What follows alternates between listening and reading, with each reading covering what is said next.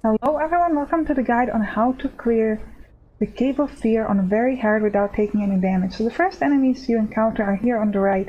Pyro, Hunter and a Medbot. We're gonna worry about them the last, so I'll tell you about them later. Then if you continue further here, you will meet Butcher, I believe. I already killed him when I was fighting the High Road because I needed to revive my mutations. Mutations revive after 3 kills, so let me just play you a quick video of that. Okay, so we have the Butcher here that we're gonna kill. So let me just like move a little bit closer. Just gonna wait till he comes back and then kill him. Damn.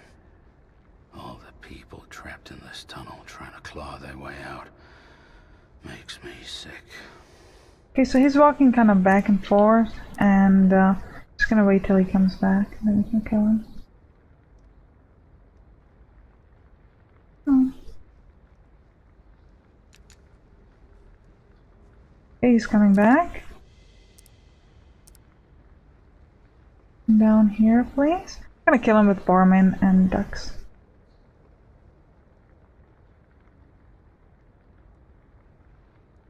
Okay, he is coming now.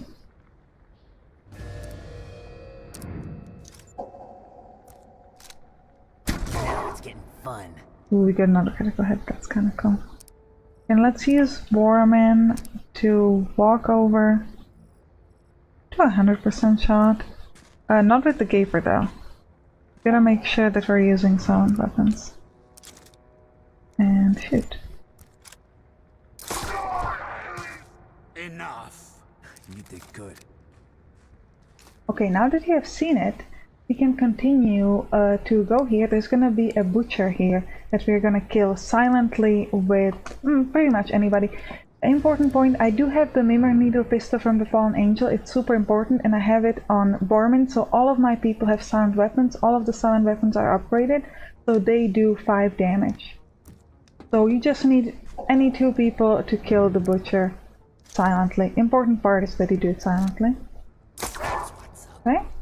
Then we're gonna use, I don't know, ducks, move him over here and use the crossbow to kill him.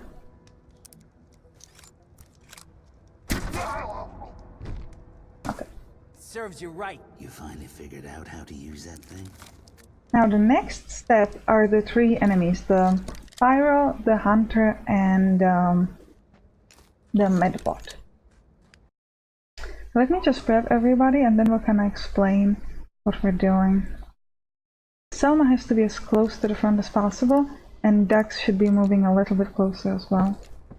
Bormin, then we're gonna move him later. What we're gonna need for this is a grenade, smoke grenade, and an ability of Bormin's, and that's this Twitch shot. This is super important. Let me also make sure that we can use this ability by switching it for the run and gun.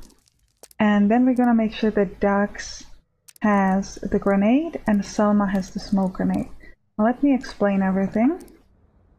So, first thing we're going to do is we're going to throw the grenade to lower the HP of the Hunter to 12. Then we're going to use Bormin to do a Twitch shot to kill the Hunter.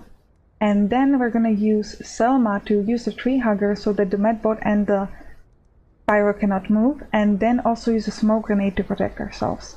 That's going to make sure that the Pyro can hurt us. I will explain more in detail as we kind of do this, so let's start.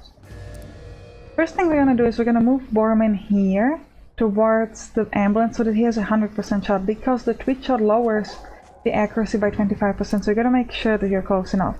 Now we're gonna remember to switch the weapon to the Gaper because we need to do 12 damage, not just 10. We're gonna use the Twitch shot on the Hunter, so let's do it.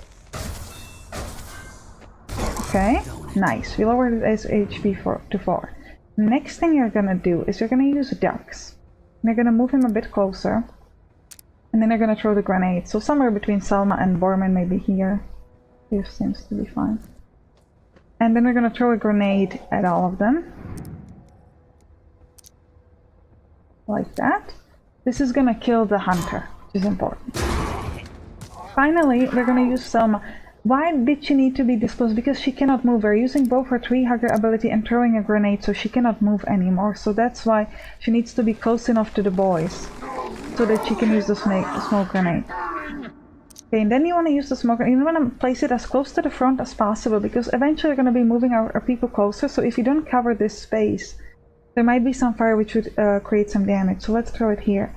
One more thing I want to point out is that if you're not worried about doing this perfectly, like I am, because this is a guide for no damage, don't use the smoke grenades. The pyro isn't going to do much damage. It's like 1 tops 2 if you walk through the fire. It's not a big deal, so don't use it. Just don't waste the grenade. But this is a guide, so it is what it is. Okay, first we're gonna move Selma to here and shoot the pyro with 100% shot. Just make sure, yeah, we're gonna move her over there. Okay? And as you can see, there's a lot of fire here because the smoke didn't cover that, so you gotta be careful about that. So let's shoot him with our ancient pistol. It doesn't matter if it's with the silent weapon or the other one. Then you're gonna move Borman to, let's say, well, let's switch the weapon because I don't want to reload. I want him to move to, let's say, there, maybe even closer, so that we are certain that we have enough space for ducks to move. So let's go there, and we're gonna shoot with the Mimir needle pistol, not at the medbot though, at the pyro. That's important. Fire the weapon. Nice. And finally, we're gonna use the ducks to kill. Here to kill the pyro with the crossbow. Now the medbot is gonna have a turn, but there's not much you can do about it, so it's fine. See, he's moving here to heal the hunter. Yes.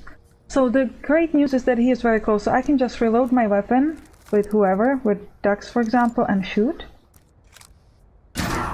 Fun. Then we're gonna use Selma to shoot again. Now the important thing here is Bormin, because Bormin's Gaper has the ability, because I gave the attachment to it, that it can knock back the medbot, so then he kind of has to stand up again and move to heal the guy again, so we have like 1 extra turn. Stumps for a happy life. See, he didn't heal him yet, so we still have 1 turn to actually kill him. So we can use whoever. Let's use Dux because he has 100% shot, for example. No ammo. Okay, let's reload and then shoot him. I did that. What do you think? Oh, we disabled him, so now we would have like 2 more turns to do it. We don't need 2 more turns, but it's really nice. I have that attachment on Dux's weapon so that I can do that. He's dead.